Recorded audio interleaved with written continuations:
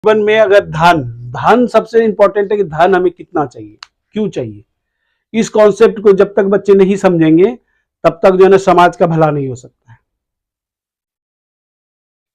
ऐसा हम लोग करते हैं कि मान लीजिए एक बाइक है, उसमें 10 लीटर पेट्रोल या 15 लीटर पेट्रोल अटता है, उससे ज्यादा एक 50 लीटर का कंटर इधर रख लेते हैं, 50 का इधर रख लेते हैं और फिर गाड़ी चलाते हैं।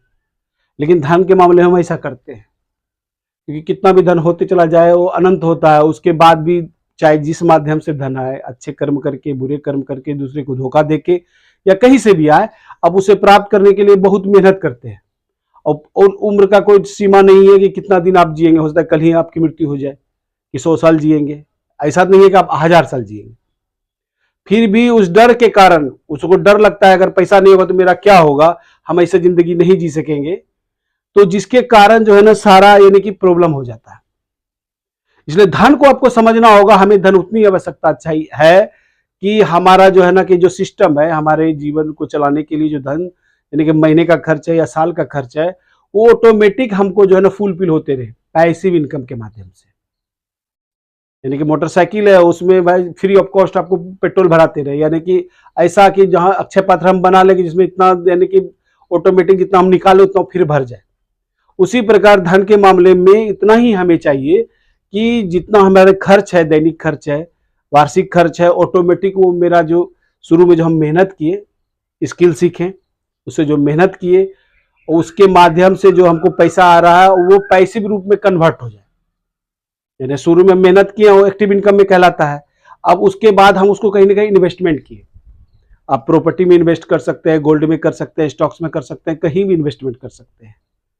या हम अपना टाइम यानी मान लीजिए यूट्यूब पे दिए, वहां से भी हमको अर्जन हो सकता है, या जो जो माध्यम है स्किल्स के माध्यम से, जहां से हमको एक बार मेहनत करने के बाद रॉयल्टी के रूप में हमको कुछ आ रहा है।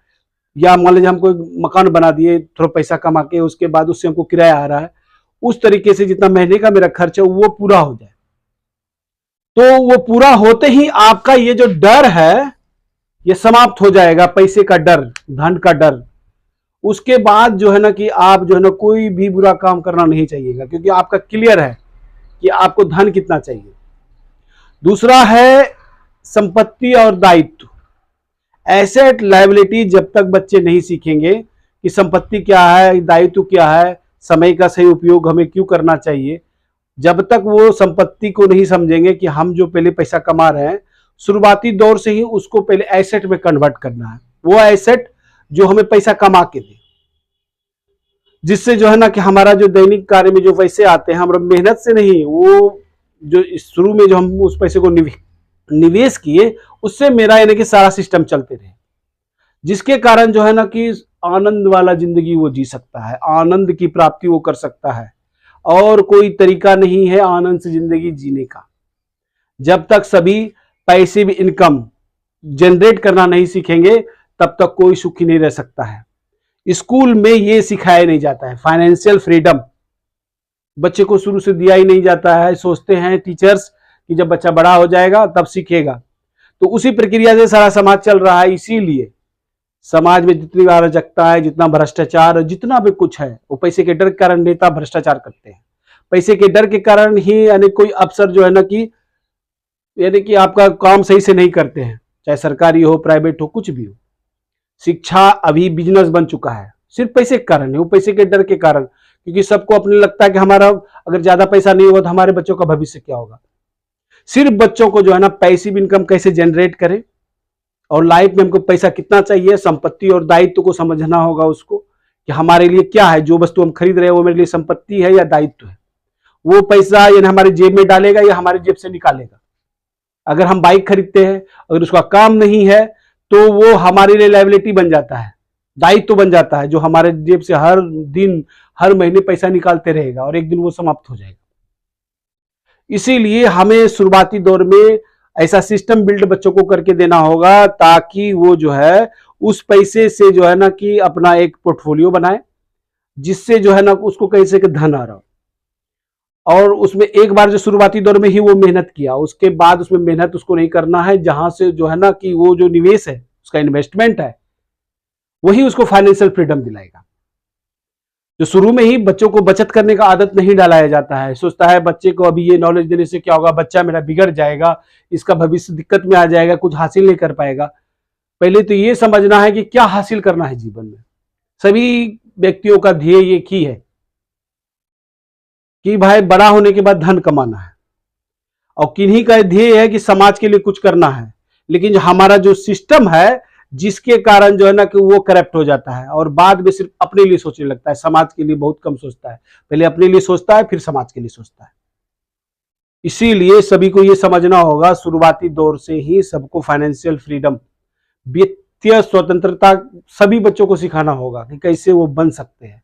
जब तक वो बच्चा बचत नहीं करेगा और उसको इन्वेस्टमेंट बचपन से आदत नहीं डालेगा, कोई भी चीज जितना भी संसार में देख रहे हैं, चाहे कोई 98% नंबर ला रहा है या कुछ भी ला रहा है, बेहतर कर रहा है, वो कंसिस्टेंसी के कारण होता है, अब निरंतरता के कारण होता है, लगातार प्रैक्टिस करता है, वो मेहनत करता है तो होता है। उसी प्रकार बचत का आदत अगर शुरू से ही उसको आदत में शामिल हो जाए, जैसे सुबह उठना है हमको, ब्रश करना है, सुबह उठना है हमको, नहाना है, उसी प्रकार उसको आदत में शामिल हो जाए कि हमको 1 रुपया ही से ही हमको डेली बचत करना है।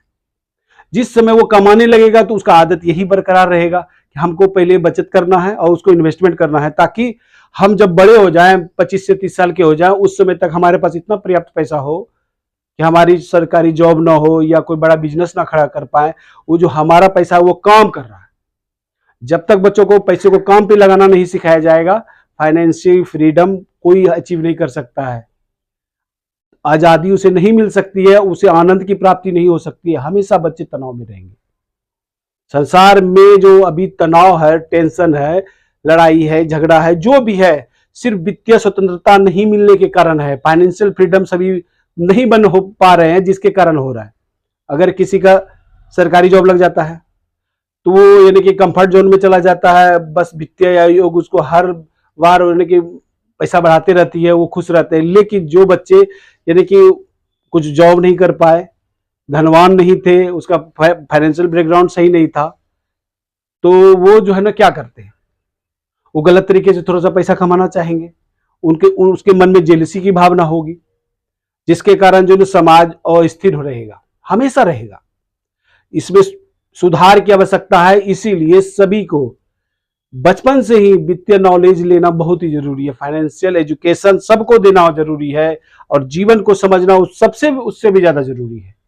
जीवन को उसी तरह समझ सकता है, बचपन से ही उसको ये ज्ञान होना चाहिए कि हमें धन कितना चाहिए, और जीवन में हमें फैमिली का महत्व कितना देना है, अपना कितना महत्व देना है, समाज को कितना महत्व देना है, मित्रों को कितना महत्व देना है, धन को कितना महत्व देना है, उसे उसी समय से सीखना होगा। जब तक वो जीवन को नहीं समझेगा, जीवन आनंद प्राप्ति के लिए है। आनंद कब प्राप्त होगा? जिस चीज से हमें प्रेम है, चाहे धन हो या किसी चीज से, उससे डर खत्म हो जाए उसका। जो अगर डर यानी कि उसका समाप्त होना बहुत ही जरूरी है।